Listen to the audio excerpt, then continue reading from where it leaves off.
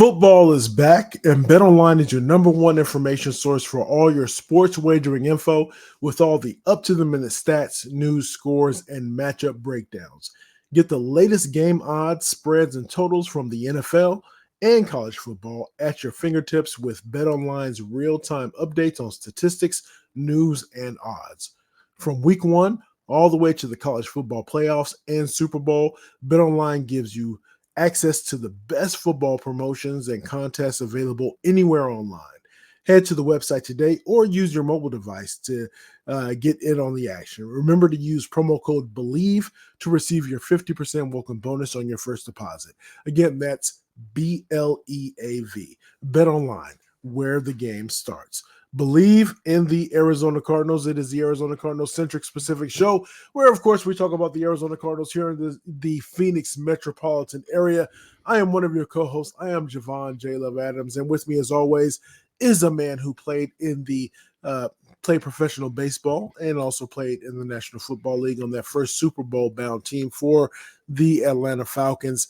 None other than professional author and motivational speaker, my brother, Ed Smith. What is good, my brother?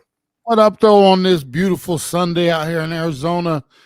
Just finished watching the first and the second games. The afternoon games just finished up, and, man, a lot to talk about. Real quick, before we get into all that stuff, oftentimes how do you feel, especially because you sit and I'll be quite honest. I caught the Arizona Cardinals game, and of course that's what we're going to talk about, the Arizona Cardinals versus the Los Angeles Rams. But because on Saturdays and Sundays I'm trying to get out there and get on these trails, right? So I'm on my way back in, but oftentimes it's not a balanced schedule when it comes to the early games and the late games. Sometimes it'll be, let's just for simple math, let's say there are 13 games on the slate. It'll be 9 games in the early and 4 games in the late. How does that, from a watching perspective, how frustrating is that? Especially when you're sitting there saying, "Man, how is this so tipped into one side versus the other?" It's very, and then you got to throw in the fact that we're getting a cluster of weeks of these London games. So you lose a game in the morning. Yeah. And like you said, there's a bunch in the morning window. And then depending on the selection in the afternoon, it's one thing if you got, like we had 4 afternoon games, and I would say one somewhat watchable, the other couple and then there's always one that's like nose up, for us aficionados, for us, people that, we like a little more from our selection, but it really is. It's unbalanced. Sometimes you wonder what they're thinking, and we all know it's all ruled by the almighty dollar. So there's got to be some type of formula as to why they do this, that, and the other. Yeah. We can't figure it out. We're going to consume it however they give it to us. So, I mean, I'm like, beggars can't be choosers. Give it to me whenever you're going to give it to me, and I'm going to eat it. Man, I'm headstrong. You know me. I'm headstrong about a lot of stuff. But so let's get into this. Let's get into the Arizona Cardinals and the Los Angeles Rams. We talked about this going in, how the Cardinals, for the most part, this was, as I mentioned earlier in the week, this was a matchup where the AP press said it's one of those things where two teams that are on the rebuild, this is a measuring stick kind of game. When we broke down some of the statistics on our Thursday show or our Friday show this week, there were a lot of similarities in terms of how this game broke down, but in the end, it came down to the Arizona Cardinals falling 26-9 to the Los Angeles Rams in Los Angeles. Elijah, my youngest son, kept saying, and I said this as well. I know Quentin would like to experience this. So next year, let's do this. Even if it's not Elijah there, it's me, you, and Quentin. Let's go experience that Los Angeles Rams stadium. But that is there. It doesn't seem to be a home field advantage there. But coming into this game, the Los Angeles Rams were 0-2. Most recently, they lost to the Philadelphia Eagles, and it was like they were on the road because there was a lot of crowd noise there. But 26-9, just on a macro level, what did you see or not see from the Arizona Cardinals that you said no wonder why they lost? Well, they tried to come out and tried to push the ball up the field a little bit, Jay, but it's still such a muted and conservative offense Okay. that there's not. I'm not seeing any. Think of this: if we run, let me see. Let me look at the number of plays that we did run. So we ran. We threw the ball 41 times, ran it 30 times. So we're up in the 70 plus, 70 point or 70 play zone, right? But I did notice this: we possessed the ball forever in the first half. I think we doubled them up in time of possession, and then we gave it back to them in the second half. With all those many run plays, the Rams seem to understand that in the second half.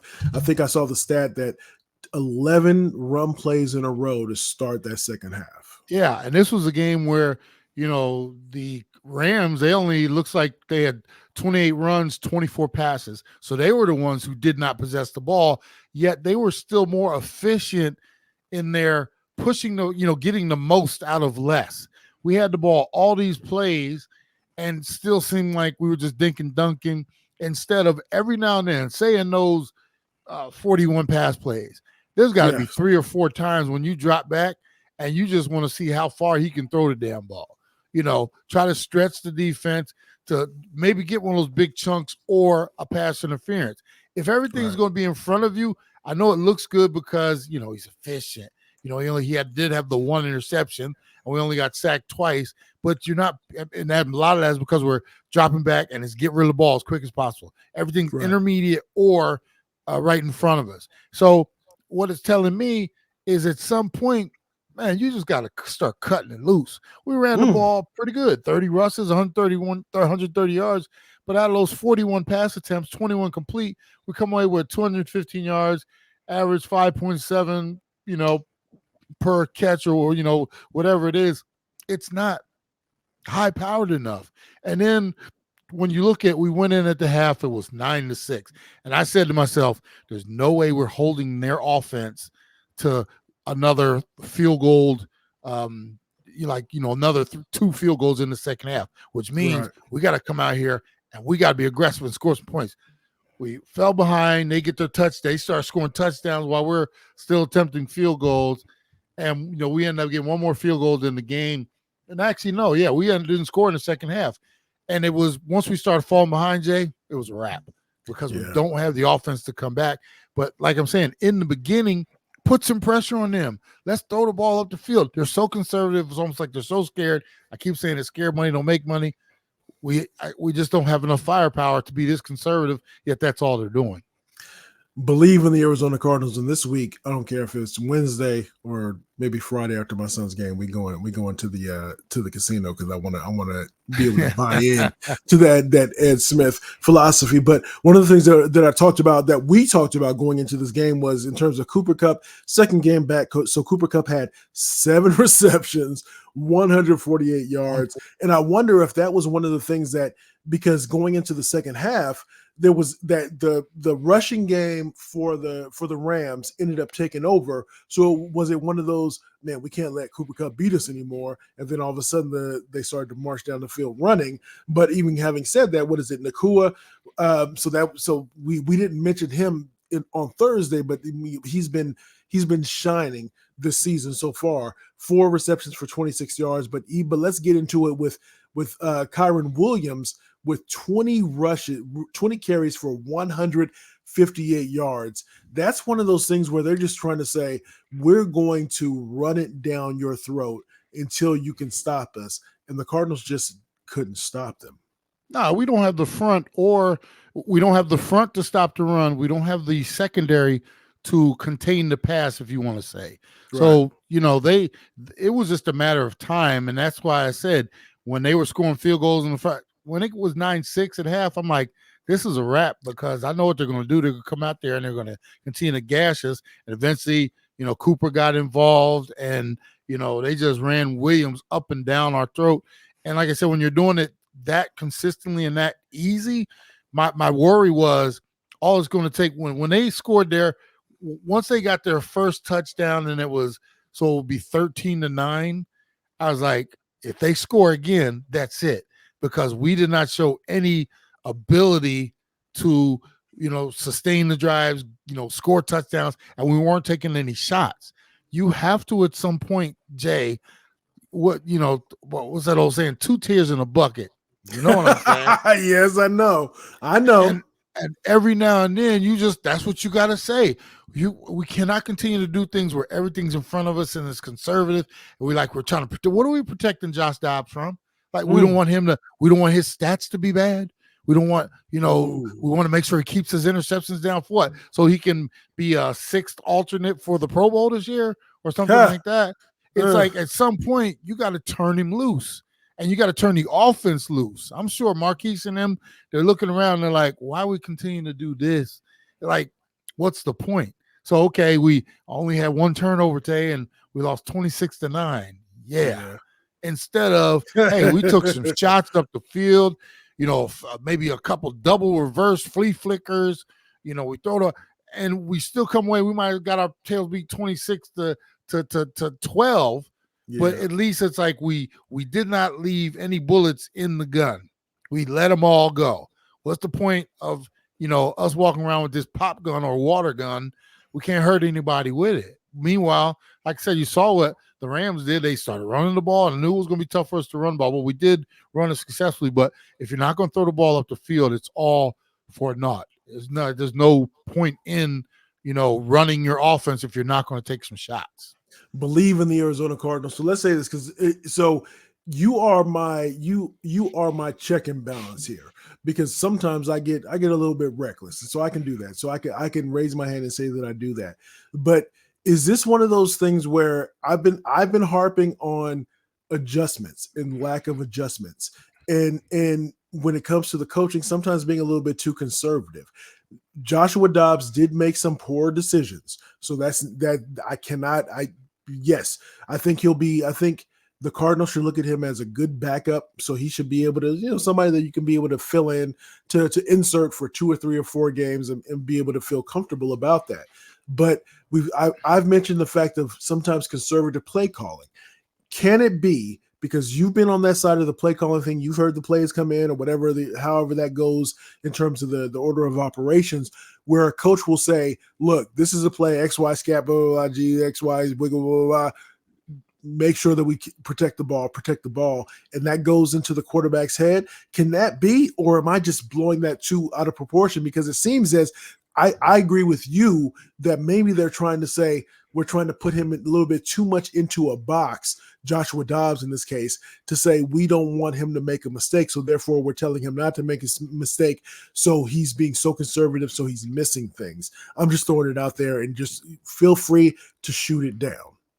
I'll take it a step further, because you're right on, but I'll take it a step further and say they're not even putting him into a position sometimes to make a mistake. Everything is so vanilla white that, this is your read. Make sure you check it down here. And, and we're not going to stretch the field. We want everything right in front of us so you can see it, instead of, hey, how about every now and then take a big play action 7-step drop. And have you seen a ball 50 yards up the field yet? Meaning like some of those bombs, like the Allens and different people will just drop back Mahomes and hey, damn, he threw that ball 60 yards in the air. We're not seeing any of that. And that, for me, that's my signal, because every team, you got to have that in the repertoire. You got to have it in the repertoire, because it, like I said, it opens the top off of the defense. If they know that every now and then you might try to run by them with the marquise or whatever it is, so that now they got to respect that, and stuff in front of you will open up. If they know everything's a dig or a comeback or a flare, or they don't have to respect your deep game, and we're not doing anything to make them respect it. And in essence, we're basically, it's like you said, like, Josh, we're only going to ask you to do this. We're not going to ask you to do any more, but just do us a favor. Just protect the ball. Bruh, we were down 26-9, and they were still trying to run their offense like it was 9-6 in the first half. Okay. Not, nothing, no deep routes, no, like I said, nothing to force the defense to make a play on it. Maybe we get a pass interference or something like that. We are so, and then some of it, like I said, is maybe it's just that fear. They don't, and also we got to take into account, Jay, these are rookie coaches on both sides of the ball, head coaches as well, as far as our coordinators and everybody. And the last thing they want to do is make it seem like they're just reckless and they don't know what they're doing. And what will happen is if all of a sudden they just turn Josh loose and he has one of those 4 interception days, then everybody, what's wrong with them? What are they thinking about? But for me, we've seen your conservative approach. I trust you. I know you're not reckless. I really do trust you. So, hey, what happens, Jay, the first time, like when your parents trusted you? Hey, look, I trust you.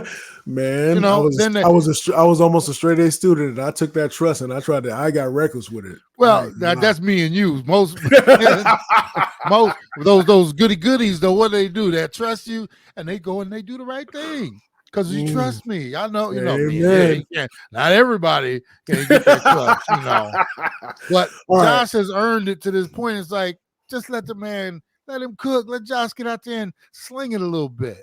All right, so I'm gonna throw this out there. I'm gonna in just a second. I'm gonna drop this. I'm gonna drop a hot take. I don't typically do hot takes, but why not? Let's get a couple extra clicks. But so here's the thing. One of the things that, and again, stop me anywhere in this particular take that might make sense to you. So again, the Cardinals fall to the Los Angeles Rams as they head to Los Angeles, and they did not beat LA. But when you have a head coach that is defensive minded, it doesn't matter if it's Jonathan Gannon or whoever that coach may be, typically they are more conservative because they are worried about building up their defense and having a stellar defense to be able to fly around and do the things that are necessary to be able to secure a win. So when it comes to the offensive side of the ball, even if, and the Cardinals don't have this type of firepower, but even if the Cardinals had more firepower, that a defensive-minded coach will say, let's pull back because I want to make sure that either we get long drives or we're able to not give up the big play so that our defense can get back on the field and give us the ball. Could that be something that's playing into this young coaching staff across the board? So Jonathan Gannon, Drew Petzing, Nick Rallis, that is maybe contributing to some hiccups along the way. You're good, Jay. You're spot on again, as always. The defensive minded coaches, yes, they want to protect their side of the ball and not, they don't want to hang their side out to dry.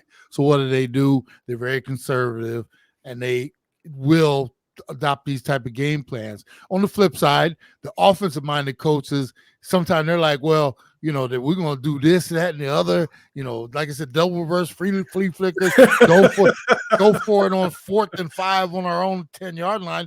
Because, hey, defense will take care of that. Meanwhile, the defensive coach is like, oh, hell no. Why are you putting us out there like that? So, yes. It's a juggling act because we do have a defensive-minded coach. He's leaning toward the conservative side of that. And you can tell it's so evident that, like you said, they're just trying to protect the defense. Don't put them out there to dry, and let's make sure we protect the ball. We got to be careful because we can't have our defense. We got to get the rest. We can't be having those turnovers and this and that. And so you need balance.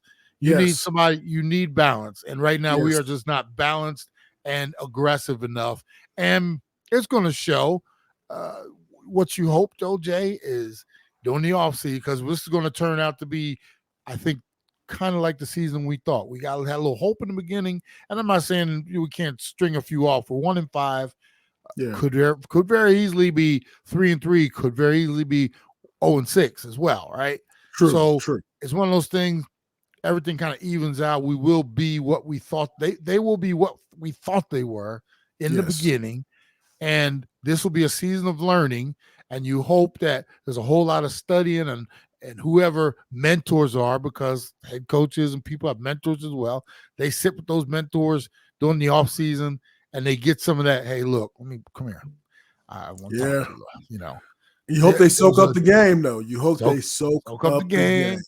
And look, you can. Hey, sometimes you got to be a little more this. You got to be, learn from this first go round, because if this is their MO and this is what we're going to get moving forward, however long the regime is here, this is going to be one of those, we're going to be looking for a new head coach and system in the next 3 to 4 years, because Indeed.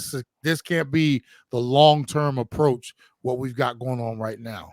The closest thing that I can equate to that is, so a couple days ago we went to so again, this is Bleav in the Arizona Cardinals. We're in the metropolitan Phoenix area. So my wife and our youngest son, who's 17, went to the Arizona State Fair. So we went to the Arizona State Fair, and so we're chilling. It was me. So it was 5 of us in total. So my brother-in-law, it was 6 of us in total. So long story short, my son's friend hit him up because he had done some posting on social media and says, "Hey, man, I'm at the fair too."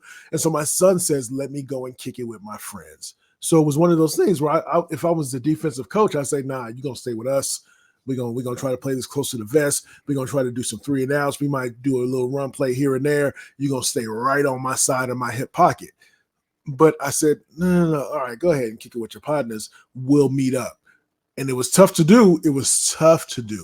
Tough to do because that's not, I want to know where you are. We can be all good, but I want to see you.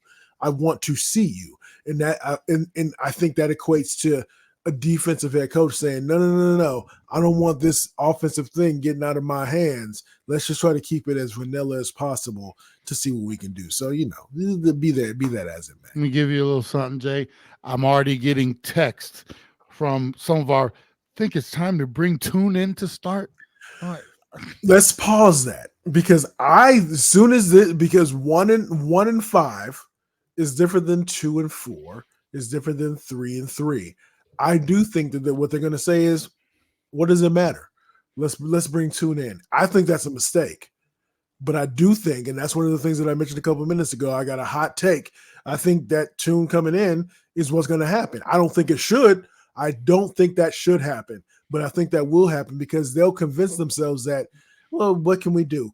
Tune can do, but it's about the game that you're calling for your quarterback and taking into account that he's making some bad decisions, but it's also the game that you're calling for him and the game plan that's put together. But yeah, please tear that down, that Clayton Tune thing, because that was going to be my hot take.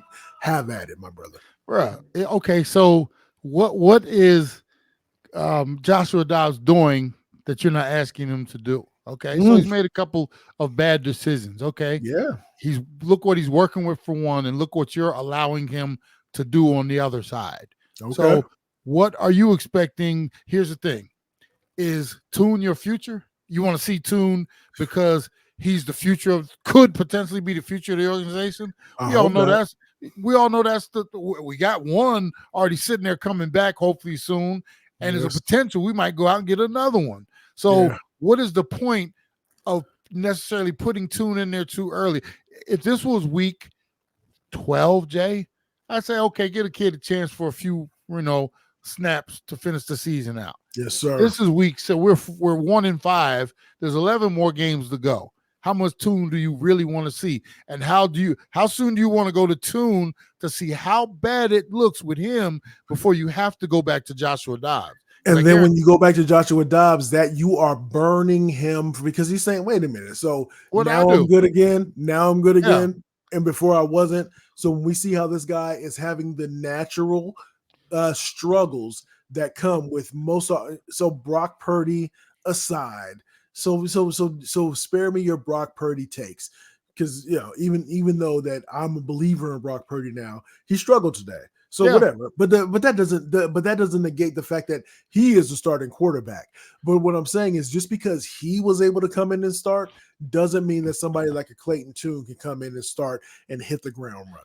God bless Clayton Tune. I hope at some point he gets a chance when, like I said, week 12, 13, 14, 15, the less we see of Tune, the better, in my opinion.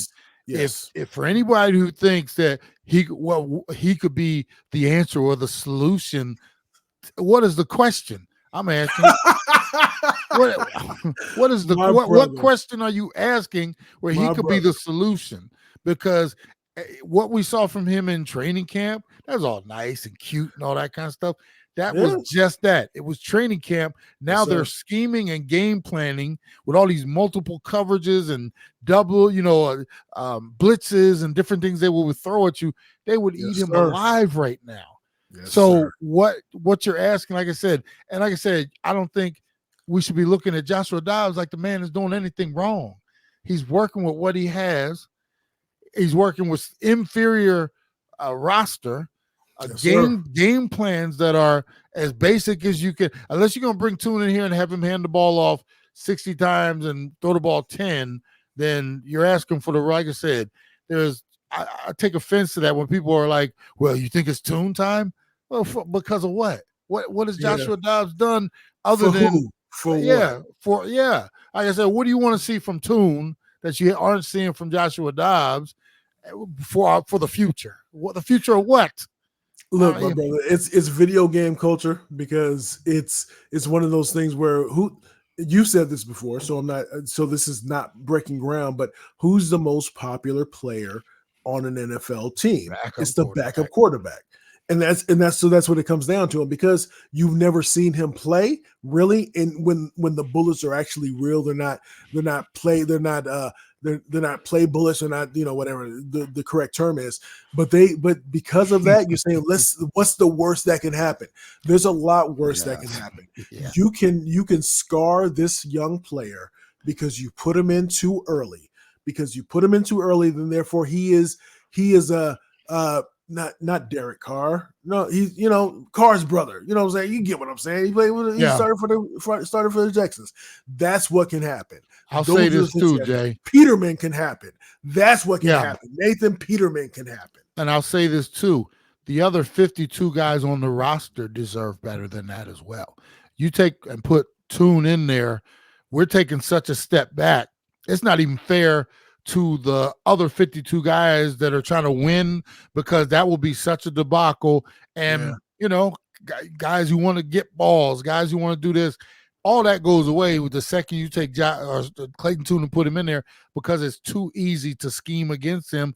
And it's almost like, here's the thing. You want to get to the very end when you have no other alternatives before you wave the white flag, right? Because that's a sign of the white flag being waived if you're going to bring Joshua Tune in or put him in this mix right now. And like I said, the other thing is you'd be punishing Joshua Dobbs for doing what? For getting out there and semi-balling with what we've seen so far. Before you do anything with Dobbs, you got to give him a chance to really show what he might be able to do if you take the training wheels off the bike. But go ahead. No, you're good. Go. The toughest thing in the world is when your significant other comes to you and says, here's where you are falling short. Oh, God. And you say, and you have to, and you want to lash out. You want to lash out and you want to say, nah. And then you stop and you say, you right.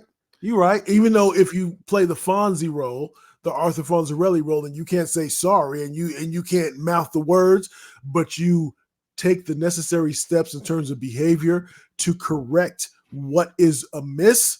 That is what. And so when I say that, what I'm curious to hear. So again, we do this thing 2 days a week. We do it Monday and Thursday. As we record this, we are recording it rarely in terms of a instant react off of the game on a Sunday. So, but as you hear this, it's Monday, so you're welcome. But so we do this on Mondays and Thursdays. But so during the week, what we hear locally, I'm curious to hear what the response is going to be to Joshua Dobbs. Again, I am not excusing some of the poor reads and miscues that he made, but what it comes down to is leadership. Leadership, not from the quarterback position, but from the coaching position, from the head coach, and in this case, because it's on the offensive side of the ball, from the offensive coordinator to say, what can we do to empower you, to make you feel more emboldened to be able to make these plays that you missed on Sunday, and to not be so offended because you're thinking that you should have, this is our philosophy. You need to, if you are evaluating yourselves on a weekly basis, then you need to make the necessary adjustments to be able to be successful or to position yourselves to be successful. That's what I got to say. That once again, spot on, man. I mean, I don't want to beat that dead horse, but golly, I'm continuing to ask. I'm like, what do you want? Think about this, Jay. This dude, I can't even remember where he was drafted or by, but there are some first round picks. I'm talking Zach Wilson and some others, Justin Fields, and we're looking at them like, that they are major disappointments, right? Yeah. And you look at Josh Dobbs, and it's like, nah, one, he's not in the same boat as them. But, because of where he was drafted, he got here 2 weeks before the season started. I consider what he's doing, I would give him a successful passing grade to this point. Whereas I'm looking around the league, I'm like, there's a whole lot of bad out there. This dude isn't one of them. He is. And part of it is because they, once again, I'll go back to the fact they haven't really unleashed him to be in. He could be a lot worse than we actually think, but they haven't allowed us to see that worse. Because, like I said, they've had him so restricted since he's been here in terms of what they allow him to do, throwing the ball down the field. And, so I once again ask, what's the man supposed to do? And how can you, if you think he's bad, go ahead and make that switch. Don't do it. Don't do it. Don't do it. Adjust. Go in there. Figure out. Don't have so much hubris that you think that the way in which you do things is the right way all the time, because you have to adjust.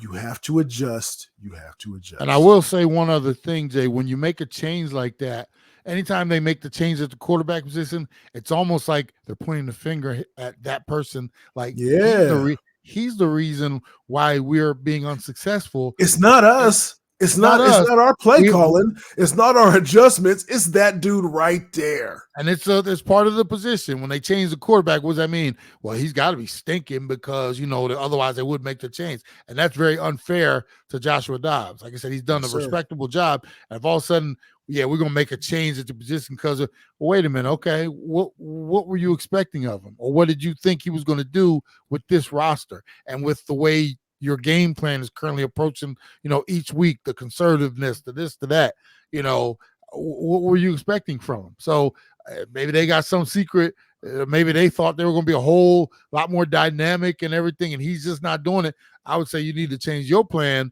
before you start changing him as part of the plan. Hey, and we're going to leave it just on that. As always, we are presented by Bet Online. That is Ed Smith. I am Javon Adams. He is an author. He's also a motivational speaker, played professional baseball and in the National Football League. I am his faithful, co-sidekick, whatever you want to say. Man, we do this thing together. You crazy. We roll. That's how we roll, man. But so again, we do this twice a week, Mondays and Thursdays. So make sure you tell a friend about what we do here.